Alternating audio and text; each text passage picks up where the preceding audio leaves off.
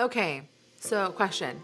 When this video started, was there an ad? Did you watch that ad or did you hit that little skip button? More often than not, if you've watched this video on my YouTube channel and there was an ad, you skipped it. And that's because you have better things to do with your time, or that ad wasn't like doing it for you, or you're just trying to get to this amazing content. This is step number one. Reason number one, my main purpose and point I'm trying to make to you is to why you need to stop doing ads and you need to look into doing something else, something more effective, a better way for you to use your time. So what is it? Well, stay tuned to find out. Take action now. Hi, my name is Desiree. I'm looking to grow your business with better social media and content marketing. Take action now. Hit that subscribe button and the bell below. Here's the thing about ads these days I am just like not here for. Not only can we just like skip past them, but we can scroll past them. We can ignore them. We can have ad blockers. We can do so many things as consumers to make sure that ads do not bother us. For example, on my computer, I have an ad blocker. I use incognito mode. I pay for YouTube Premium, so I do not have to have any ads during my YouTube video watching. Why do I do that? Because it's just a waste of my time. I don't want to be sold to, and it's really hard to sell to a marketer. And I'm just like, there's just no point in this. It takes something to be really good for me to click, and that doesn't happen all of the time, which is why ads are hard.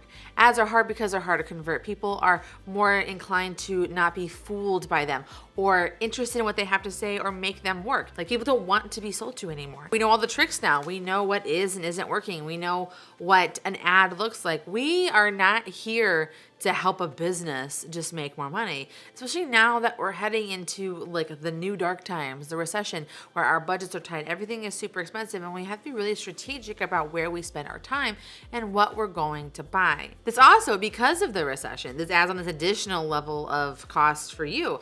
It's expensive to run ads, and the platforms are making it more and more expensive as it is because of the targeting, because of the complications within things, because it's just, they decided what the price on things are. I don't have time for that, neither do you. So why invest in all these expensive, complicated, frustrating things that may or may not work and that have really hard tracking? And I know all of you ad people that are out there, if you're watching this video, are coming at me like, Desiree, this works, and da-da-da. I'm not saying that it doesn't work. What I am saying though is that it's hard and it's expensive and it's really complicated, and unless you have someone to sit on it all the time, to track it, to tweak it, to A/B test and do all this other stuff, it's not gonna work for you. And of course then you have to pay someone to do it, which adds on to the whole fee and situation. I'm not here for it. I am a marketer. I am a creative marketer. And I have learned in my years of doing this that ads are great, they have a place, but the vast majority of businesses do not have budget for this. So what do you do instead? What is the answer? Influencer marketing.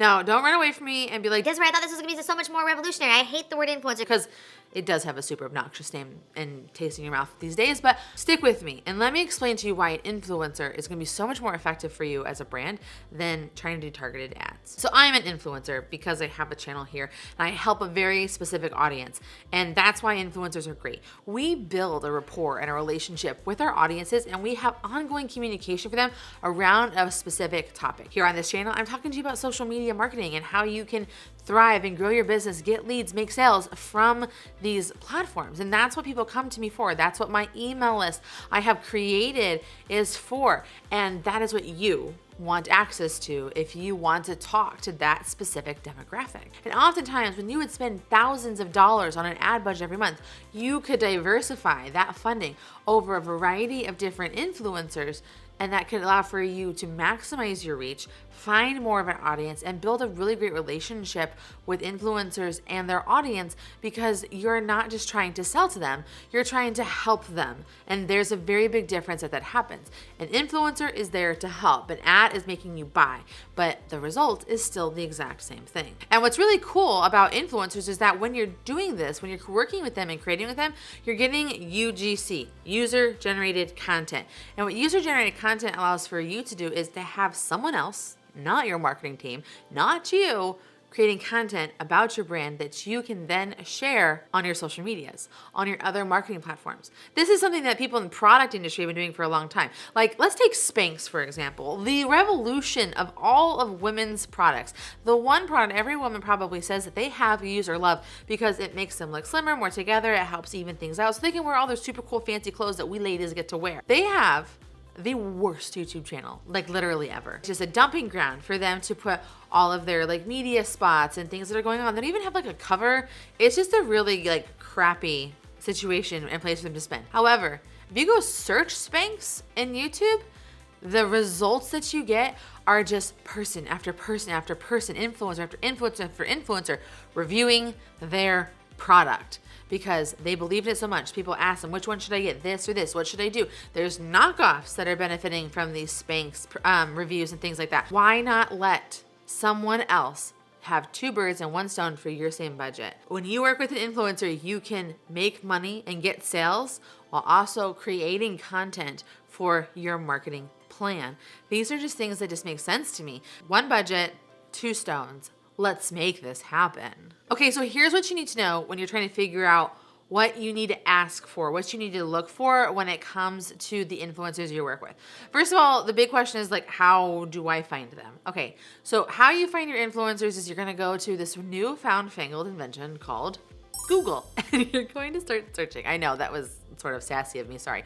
But seriously, you just go to Google, YouTube, social networks, and kind of look and say, okay, who are the people that are leading in my industry? And sometimes the people that show up are too big. And so you need to kind of funnel it down. Now, if you have a budget for a big fella, usually the kind of rule of thumb, the bigger the influencer, the higher the ticket price. And sometimes the less effective the results are. And this is really a place to be if like you have really big budgets, if you're looking for brand recognition and things like that. But if you're looking for sales, if you're looking for UGC, if you're looking for like a really good relationship with the influencer and their audience, find someone a bit smaller. In fact, you want to probably even consider micro influencers. The micro influencer sort of space is really huge. I'm considered a micro influencer because at the time of this recording, I'm sitting around 32,000 subscribers on my YouTube channel, which is nothing to slouch at. But even people who have like 1,000, 5,000 subscribers on their YouTube channels are good. People that have a couple thousand followers on Instagram, people that have, like 10,000 followers on TikTok. These are the kind of numbers that work because these are the people that are growing, that have these dedicated, scrappy audiences, and they're the ones that can kind of make more results, and they're going to be able to create better content for you. Here on this channel, I have brand sponsors that I work with, and I solve problems for them based on the tool, based on what you are going through and what I know you're going through because I'm going through them too. And I share those products and services with you from an influencer perspective, and I get paid for that. So spend time searching for micro influencers in your industry or who have access to your audience and reach out to them to work with them. When you reach out to these influencers, what is it that you need to ask for from them? Well, first things first, you need to ask them for a rate sheet and you need to ask them for their media kit. These two things are gonna tell you what you kind of need to know to see if this is the right track for you. One, it's gonna kind of need to lay out the cost of what they're going to charge you and what they're going to give to you because of what you're paying for. And then the second part with the media kit, it kind of gives you their numbers, their audience, other people that they've worked with and things like that. This is what my media kit looks like. It's just a breakdown of who I talk to, brands I've worked with, what people have said, and what the results have been for them. And it's pretty simple. And as you can see, I have all of my numbers on here and it's pretty and branded and looks just like, and it's all about me, but it's a little arrogant as that might sound. But this is what it is that you're looking for. Now, when you're looking at their numbers, it's really important to remember that the numbers don't matter as much as you think. The things that you need to be paying attention to is like, what is their engagement rate? When the new videos show up, how many people are watching them? What are the comments looking like? What are the long-term views on a video for them? Like, what does a video look like in 3 months or 6 months for them? A lot of my videos have a snowballing effect. We have a small but mighty out front the gate viewing, and then they continue to grow with time as people search for them or follow them or come to the community, and then they want to join in and they find the backlog of all the other videos that they can help them with their problems. So don't think that someone has to have a certain follower count in order to be effective for you, which you really want to look for what their engagement numbers are like. Another thing I encourage you to look is like, what are the other places they have? What's the multi-channel options that they have? Yes, I'm a YouTuber, but what I also have as an option is I can tell people this is what I have, an email list, and my email list has over 14,000 people on it, and I have an open rate of about 50% on my emails. That is sellable. Desiree has this audience on her channel, and she's built this email list because of this channel, and she can offer her videos to them. She can talk about sales and purchases and all the things that happen with her on the fixed email that she does every week. So you have to ask them, what are the other places that you have growth and audience that you could also participate in? So maybe they also have a TikTok or an Instagram or a Facebook page or a group that does really well for engagement as well. So look at the whole picture of where you will have reach and make sure when you're identifying what you're going to do and where they're going to post that you include that as part of what you'd like to do. You also want to make sure there's a trackable link. Now you can provide this link yourself. That way you have control of the numbers, not somebody else. So you want to create that link in the back end of your website that's custom made for that creator.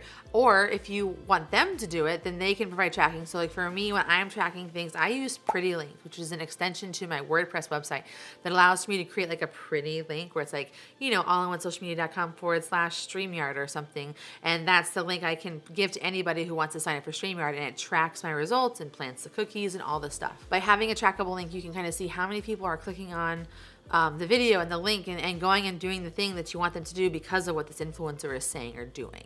That way you can track the numbers and have that to kind of reference and see like, hey, so-and-so, this isn't going well, or hey, this is going great, look at how many clicks that we've had, and these are what the sales have been, and things like that. You also can do codes. So if you're selling a product or you're offering a service and like, you know, get your first month for free or whatever, and they have like a special code that they can put at the end of it or when they're checking out for a promo, that is something that you can also do as well. But have some way to track where things are coming from so you can see if it's worth your time to see if this influencer has the reach that you want versus this one. And then of course you have to really look at your budget. Like, what is my budget for working with these influencers? What is it that I can spend? What if do I need to do ads? Do I not need to do ads? Do I need ads and influencer campaigns?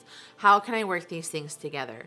The other thing you need to figure out while you're doing your budget is your repurposing and ownership rights. Now, when a creator creates something, they own it.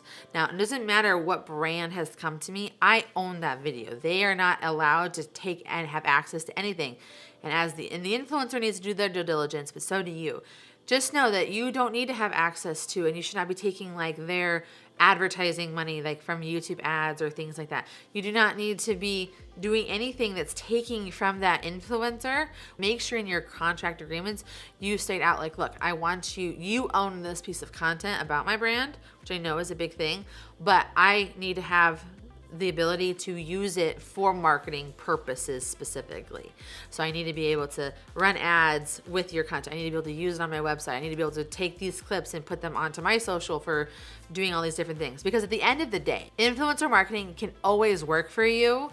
You might not be getting sales, but you can get content, which is a huge part of your marketing strategy. So that's why having an influencer as a part of your campaign is always going to work for you. Influencers are growing in so many different places and building audiences in places like YouTube, Instagram, Facebook, and TikTok. So make sure that you understand these platforms really well. And so I want you to watch this video right here where I get you started on the path for TikTok success, and watch this video right here because YouTube thinks you are really going to like it. Until next time, see you soon.